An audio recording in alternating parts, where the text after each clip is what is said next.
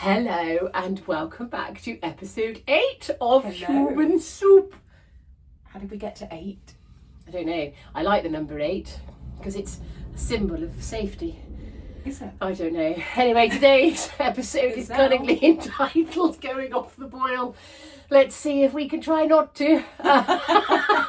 So we're going to introduce ourselves today with a fact that has occurred over the last few weeks for either of us, just to keep it real and relatable. If you have any facts you'd like to share, let us know. Yeah, so I'm Nikki Elwyn. Oh. So my fact is that I got hitched Yeah, woo, woo. about already 3 or so weeks ago. And so, gorgeous day, if I do say so myself. It was a Lots of lovely fun. day.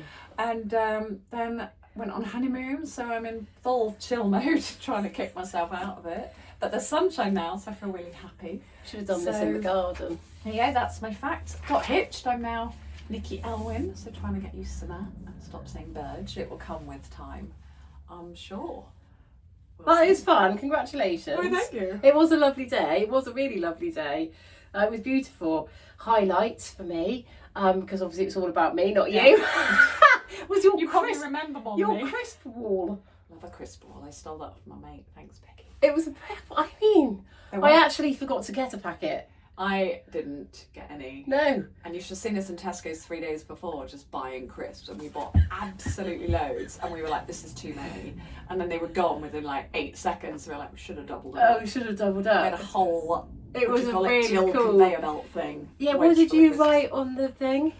Fancy a snack, pick up a pack. Yeah, it was brilliant. It was brilliant. Great idea. I love that. Well done. Thank you. Like I said, I did steal it off a friend, but That's okay. yeah, I didn't get a single pack. Nice to share good ideas.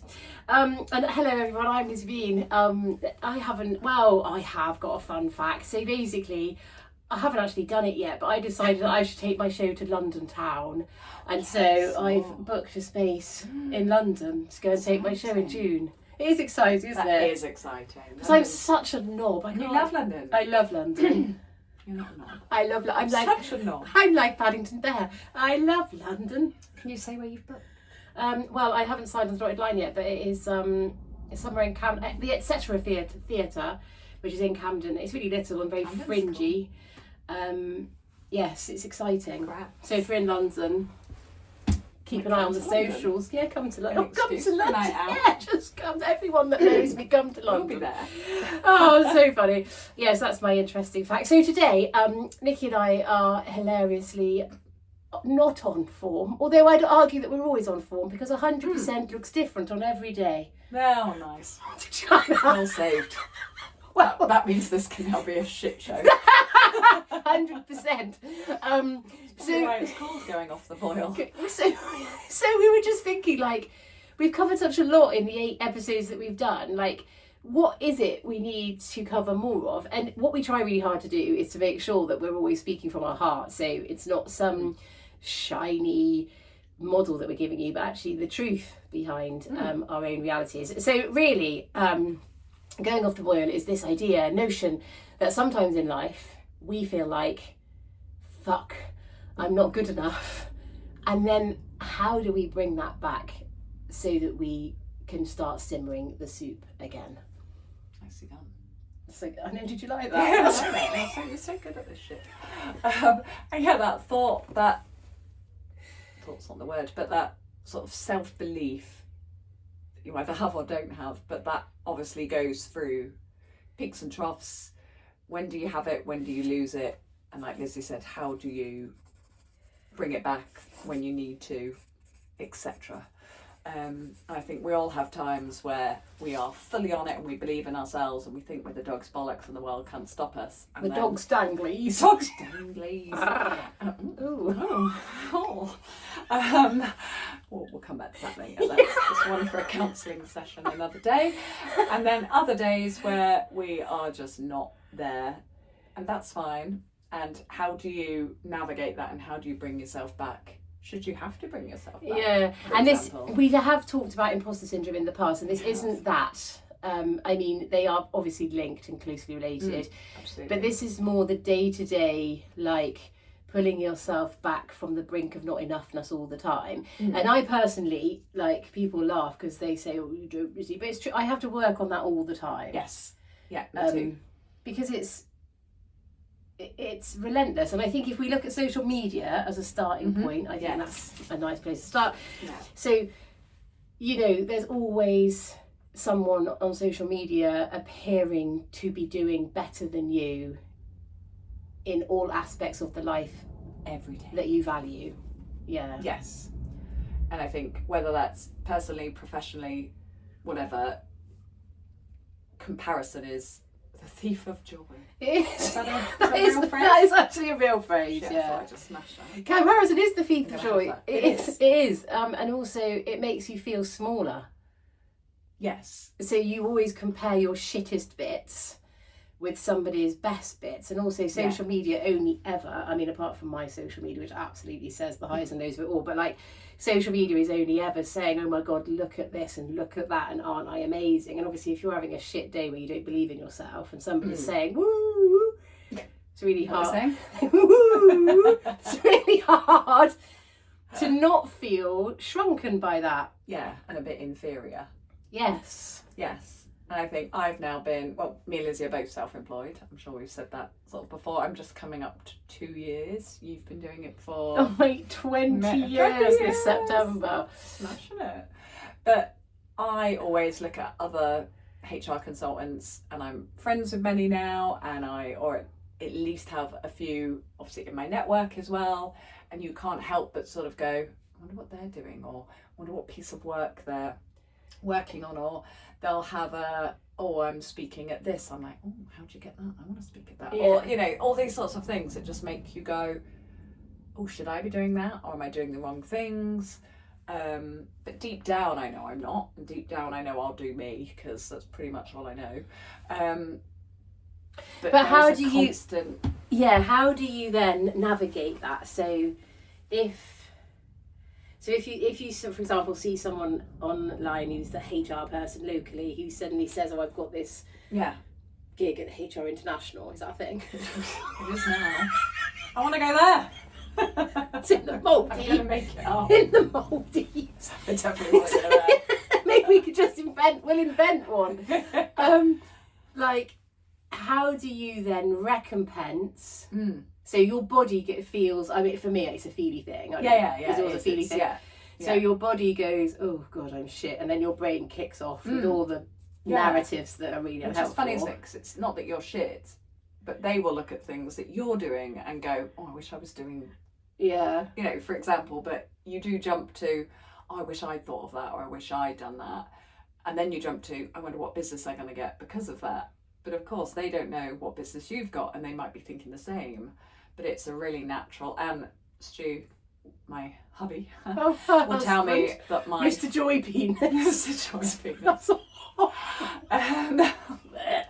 Joybean. He will tell me that my FOMO is off the charts. Because I do have a fear of missing out. And that translates into work too? Yeah, it probably does from what I've just said. I think it's probably more of a social thing. Like I wasn't feeling too well on Saturday, so I didn't go to his gig, and I was like, I wonder who's there. I wonder how much fun they're having. Yeah, without me. Secretly, I was laying in bed watching some episodes of stuff that I started watching on the plane, and I was happy as a pig in shit. But there was still part of me that was like, I wonder what song they're playing now. Okay, so sorry, reversing back to, so you see somebody, no, that's right, I love Rogue, but you know I struggle to then hold the thread. We'll be off.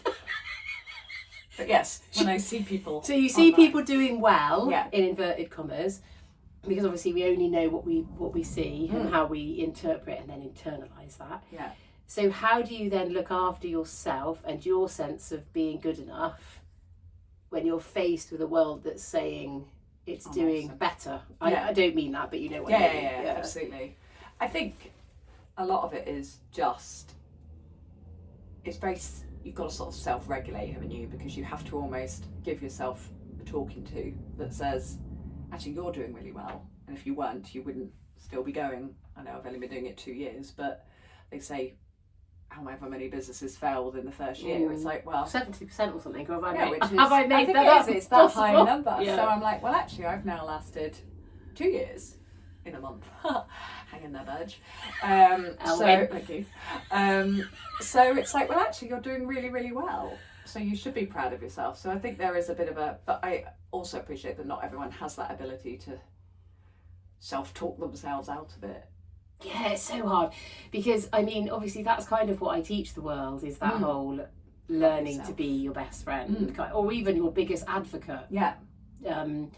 Only you will be your biggest cheerleader in a way. Yeah, but it's so hard when the narratives that we've all got caught up in for so long are try harder, do more, be a winner. Yeah, absolutely. And we were talking before that I'm a big believer in collaboration over competition. So I've reached out to a lot of HR consultants, new people who've been doing it for years, as in it'd be great to meet up, great to get some advice, great to share ideas. And so I'm lucky now that I've got to know quite a few on a personal level, so that when we do meet up, you have that really honest conversation of how's it going, and then you go, oh, this is good, but this isn't, and then you go, okay, everyone else is seeing similar things, dips and things. And actually, in reaching out to people, I've got to work through that because there's always HR's a big, vast topic. So there are things I love doing and things I hate doing. So I'd rather hand on the stuff I don't love to someone else. And there's a fellow HR consultant in Cirencester who I met up with, and then she had a big project and she needed help, so it got me a week's work. So there is enough work out there for everyone, and the more people you know, the more likely you are to share. So it is more positive to reach out to people that you think are competition, but also they can be your biggest support. Okay, I'm going to be controversial. Do it. Cool. Why wouldn't you? So you and I have known each other for how long? I don't know. 5 years? Yeah, is it that long? Possibly. So we've definitely danced. Time flies. We've danced around trying to find our way together. Not in a marital sense. I'm taken. She's not Nikki Bean. That's what a shame you missed that. But I think now, it'd be funny if you disagree with me now. This is going to be really awkward. We actually are very honest. Like, we're very honest with each other now. Yes. And that wasn't I don't think we were dishonest when we first met, but I do think we were careful with what we said. You've got to know each other well. How much we shared, before we said we just say it how it is. So I will challenge Nikki and Nikki will challenge me about emotional stuff and honest stuff. Yeah. But there's a long way of me getting around to what I'm trying to say. Come on, go for it. You can do this. But my question with the collaboration thing is, so we are both team collaborate. Like, we've known that for a long time. Yes. But that's not how everyone is all the time. So when you meet people at networking events particularly, I really struggle with that, because what people give me or deliver me or show me is a curated version of their role. Of course. Not their heartfelt sincerity of them as a person. Absolutely. And I think networking is as with many things, a fucking minefield. So I think over time, so I have a group that I'm part of and I go to twice a month. So because of that group and the way it's run, I've got to know everyone in that group on a deeper level, and I would now class some of them friends, and we are big collaborators, and we are the first people that the other would recommend. And then you go to somewhere, you know, you're probably only going to be there once, and those relationships don't build. So like anything, it's about, a bit like us, time, getting to know each other. It's very rare you meet someone in a networking event and you recommend them after one meet, because a lot of that, your reputation is on who you recommend, if that makes sense. So I think most of my great relationships have come with time, and therefore that vulnerability to say, or give that sort of things aren't doing as well as I'd like. But it's those people that I have built a relationship, when I say things aren't going as well, they're on it. They're like, oh, actually, maybe I could do this, or we could do this together.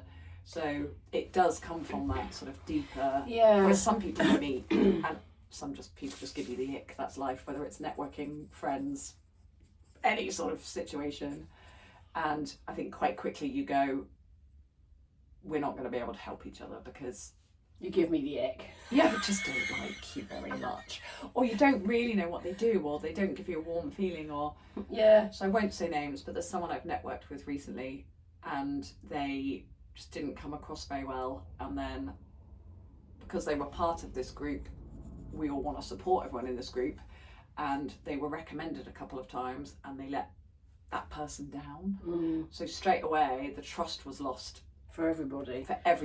and now not in the group, and it's like, well, now that person will not be recommended, and like anything, bad news travels faster than good. So like, for example, if you go out for dinner and you have a great meal, you might tell 2 people, but if you have a bad experience, you tell 20 people. So It's it's all time. And yeah, because the interesting thing is, like, from a marketing perspective, as a self-employed people, we're constantly trying to prove that we are successful, because success brings with it kudos, and with kudos comes more business, and with more business money. It's a circle of like it's a circle, isn't it? Of Yeah. And the circle gets bigger, and Absolutely. your pool gets bigger. Yeah. But that's where the nuance always is, because you'll meet people who say, or their social media, for example, is sort of almost overinflates their reach, or their product, or who they are as people, and then when you meet them in the flesh, It's a bit disappointing. It's a bit disappointing. Like a bad date. I'm really proud that one of the things I'm really proud of, many things, but one of the things I'm really proud of is that when people meet me, they say, oh my God, you're just like you are on social media. Oh yeah, you are. Because the same person. Yeah. Yeah. Because that's important. And I hope I'm the same too. I don't like to... If you've got 7,000 social media handles, so yeah. Exactly. She hasn't really. I do have a few too. I think I've got 4. But there is a difference. So there is a bit. It is interesting. So my beanology web stuff, I try not to swear, like, because it's it tends to go into workplaces, education, whatever. But then Fuck It's and Rainbows, which is my show stuff, tends to be much more. Well, you did call it Fuck It's and Like Rainbows. on purpose, so that people would realise that. About But that tends to be much more me related. Even though beanology is me related, but it's also a product. You do have a slightly different... Yeah. Like in my Breakout HR, I try to be... I do swear a little, but not too much, because again, I appreciate that whilst I want to be human on myself and bring personality to HR, because I think we get a bad rep, there's still probably a line. I can't think why the 2 people I know that work in HR are both mad as a box of frogs, and I like that lot. I think it does it to you. Do you think, I think there's maybe a mixture of, you are a bit crackers, because you have to be in it. It drives you a bit nuts. But I do have clients that I know I can have a good joke with, and they suit me. But I guess from a Stay Tuned musical perspective, you still want to show personality, but you also want to show that you are reliable, you'll show up, like I'd almost say... That doesn't mean you can't swear. I don't mean that your Stay Tuned one is more professional, it's not. But it's more colouring in the lines. You portray what you're selling to a customer. Yeah. So whilst summer music in pubs, etc., is one thing, weddings is another, and people are trusting you to sing as you walk down the aisle, and they don't want you to turn is a up bit more serious than me and Stu being me and Stu, it's a little out there. But I think so true. But we're still ourselves. It's in a different way, isn't it? Yeah, I suppose. I think we talked about that before. Like, you can turn up in the shape of what people have expectations of you for. Yeah. So, like, when you're being a professional singer, you can't suddenly turn up and start rapping or. Yeah. No, you don't want to hear that. No, but like... Stu tried to do a song once that was a bit rappy, and I was like, don't do that again. No. But you're still you. Yes, like, absolutely. You're on that page of your brochure. Yeah. And do you ever show, so we talk about going off the boil, and I think you do this really well, is you show when you're not 100% on it. Yes. And I do a bit, but probably not loads. I probably just then don't post. Whereas you are very honest and say... Well, yeah, it's a bit difficult today. Yeah, because you're very good at regularly posting, and I probably need to be a bit better at that. But basically saying, do you know what, I'm not feeling it today. Yeah. This is why, and this is what I'm trying to do to make it feel better. To make it feel better, and to not drag yourself out of it, but to cheer yourself up or whatever, however you want to term it. You're yeah. very, very good at that. And I'm sure there are people on the other end of the spectrum who go the other way and over egg it. I'm amazing when they're not, and probably everything in between. There I is, don't see many people that go, today sucks, or this week hasn't been good, or, and not that you have to, but no, it it's does a weird add to that one. human, Yeah, because yeah. you're selling humaning. I'm selling humaning. And I guess to a point I am. Yeah. Not in the same way. But But do you find are, that harder, or do you find that... I think you are selling, oh look, we've gone totally, I've Yeah. stopped looking at my notebook. But your human resources stuff, obviously I appreciate, I don't know anything about it really, but it's all tied in legislation and law and all sorts of clever things. I term them clever because they're academic. But you're trying to bring an element to that so that people can understand what it is, rather than bamboozle them with clever jargon. Yeah, because I think at the end of the day, yes, there's the law, but most things you deal with are dealing with humans, and therefore there will always be a law or a policy or a rule that says X, but that doesn't mean that's what you have to do, because that human is involved and that case is different because it's that human, not this one over here. Yeah. And I think that's where people forget that that's actually what HR is about, not just policy says you gotta go or whatever, because everyone's different and everyone has different feelings and personal circumstances, and that's what I try and say is bring the human to your policies, etc., because two people could do the same thing a day apart and have a totally different outcome. a completely different disciplinary outcome because of their circumstances and their whatever. So that's what I try and that is really interesting. I think because obviously I work in mental health and also perform a show so closely aligned. in London. But like, it's that thing, isn't it? Like, you can have a million labels, like, but just because you and I have the same labels doesn't mean that we're going to have the same experience. Yeah. And in a way, I sometimes think that's all of this labelling of each other, which I'm all for because it helps us understand ourselves. But also then it makes us think that means that we'll be aligned to a particular group of people because they have a similar label. Yeah. But actually it's all bollocks because you align to the people who feel the safest. Yeah, that's true. We are all attracted to people who reflect our own image in a way. Yes, but also... So there's a safety there, isn't there? Yeah, so people who share similar values. Yeah. But but that's not always the case, but sometimes we don't talk about those values, so people don't necessarily know. So what would happen if, like, I suddenly turned around and said I fucking hate music? We'd never talk again. No, but it would be interesting, wouldn't it? Like, if you suddenly, if you found out though that somebody like really disliked, I don't know, something that you really love, not stew. Although that would be. But that would be like, imagine if I turned around and said, "Oh, I don't like stew," because that would be, even if you really loved someone, and then they basically say, "I hate the thing you love the most in the world." Yeah. I mean, stew's a bit of a stretch. He's very hard very to not. lovable. Yeah, very lovable. But like, that is an interesting one. How we've gone so rogue. Yeah, we have, haven't we? But I guess there's a difference we're off the between boil. a hobby and a core value. Yeah. Like, I can only think of awful things that I don't want to say on camera, but like, that you hate a certain group of people or something like that, that sort of, and then you're like, okay, that's any right gone wing, too far. like, exactly.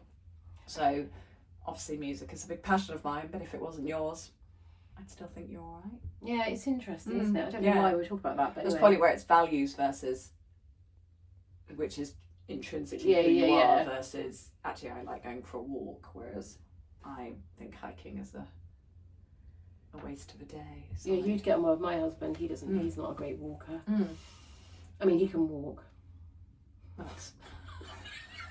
Makes me really happy. I don't know why I said that. What a twat. Anyway, yeah. So interesting. Yeah. Gosh, I don't know where we've gone. So going off the boil, I think ultimately what we're saying is when you lose faith in yourself, it's what we excel in. Going off the path is what we excel in. Great at that shit.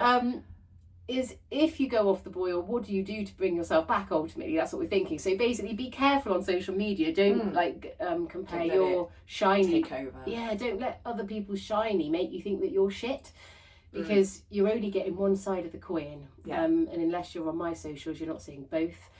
But also head to the people. My God, head to the people that make you feel better about yourself. Yeah, absolutely. Especially, that's what I've learned as I get older, is actually there's people who I just love having in my life and they're brilliant, and some people will fall by the wayside because they don't make you feel like you thought they made you feel. Yeah. Maybe that's the topic for another And day. it's the people that, one. really good one. The people that like make you feel valuable and beautiful and clever, and even Sexy. if you're wow, all of those things.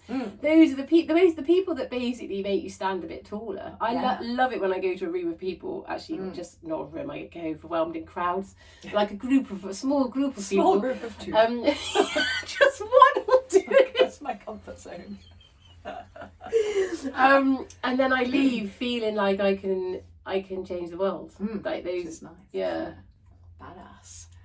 So You always need to have them pinpointed in your day, don't you? Yeah, oh God. Absolutely. Because also, what time are we on? Sorry. 26 minutes. Oh yeah, Time gosh. flies. So Talk about also, podcasts. I was just thinking, that is so the podcast. Obviously, Nikki and I love doing the podcast. Because we get to talk about stuff that really matters in a very hot yellow shed. I looked actually deranged then, and it's not getting the reach that we wanted to get. No. And So be honest. We're going to be honest, and this is where like going off the boil is a thing. Like, do we just give up and say, "Oh fuck it"? What is our aim for it even?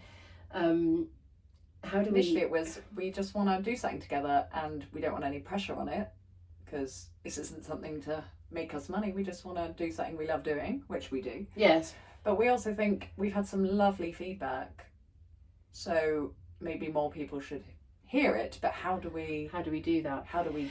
And I tell you, this is interesting. God, social media, we need the reach. We need the reach, but this is an interesting one. So a lot of time, like with my show particularly, sometimes I can have like 100 people in the room, and sometimes there can be 16 people in the room, and my ego gets cross when there's only 16, because I think, oh gosh, what the hell, and I have to really work hard on myself, to say, Liz, it doesn't matter that there's only 16 people in the room. It matters if there's one person that takes the gift that you're giving and puts it into their pocket, and then has a life that doesn't feel so overwhelmed with I'm not good enough. And it's the same with this podcast, because I think we both know that the people that are listening to it are really gaining so much, so that feels really lovely. But I think what we'd like is the gift of this podcast to reach more people. Absolutely. So we're asking you, lovely listeners that we do have, to help us, and that could be in the form of liking, commenting is a big one, both on the platforms, Facebook, Instagram, but really helping us get more followers. So do a post, say what you like, talk about us if you can, share with your friends. It's a big ask, but we know you can do it all the time. That's what we've been talking about. So talk about us. Yes, and I am going to momentarily get a little bit irritated. Oh my God, we're so good at sort of sharing like people that already have big reach work. Yeah. Like support local. But like we're just two amazing women that live in the Shire, who make such a difference. We live in a yellow Shire. We live in a yellow, like the Teletubbies. We make such a difference to life in so many ways. And we're here on the ground doing it. Not it. So we're asking for a little bit of help. We're not doing it yet, but if I want to become a bean. I think an Elwyn bean. Elwyn being stew. It's the best double barrel ever. Oh my God, on that note, we're very happy, aren't we? Very. But we would love some help. Please share. And let's stir the soup together. See you next week. Bye. 2 weeks. Bye.